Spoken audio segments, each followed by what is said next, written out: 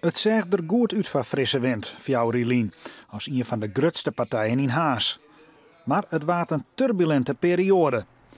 Een wethouder stapte op en de coalitie voel uit elkaar. Het is een hele intensieve periode geweest. Zeker de eerste jaren waren zeer intensief. Maar als ik erop terugkijk, dan denk ik van het is heel erg moeilijk om politiek iets voor elkaar te krijgen.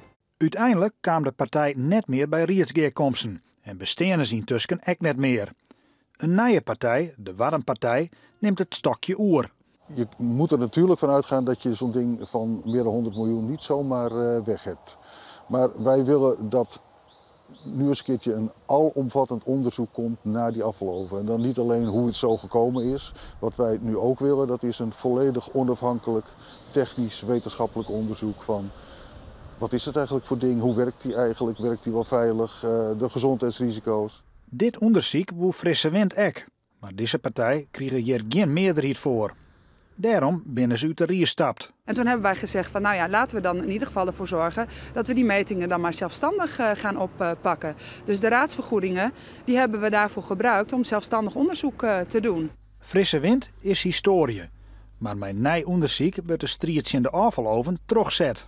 De Warmpartij had nog wel vertrouwen in een politieke wij. Ik denk dat wij er niet, zoals met de fractie van Frisse Wind is gebeurd, erop zullen afknappen. Omdat we, punt 1, we hebben nu natuurlijk ervaring van de afgelopen 4 jaar. En zij zijn er toch wel erg naïef, denk ik, ingestapt met geen politieke ervaring. En dat speelt een rol. Ik denk dat zij tegen dezelfde muur gaan aanlopen. Kijk, het is natuurlijk altijd goed dat mensen kritisch zijn. Het enige wat ik merk is dat ze hier in de Raad eigenlijk het afvaldossier het liefst willen sluiten. Maar veel succes!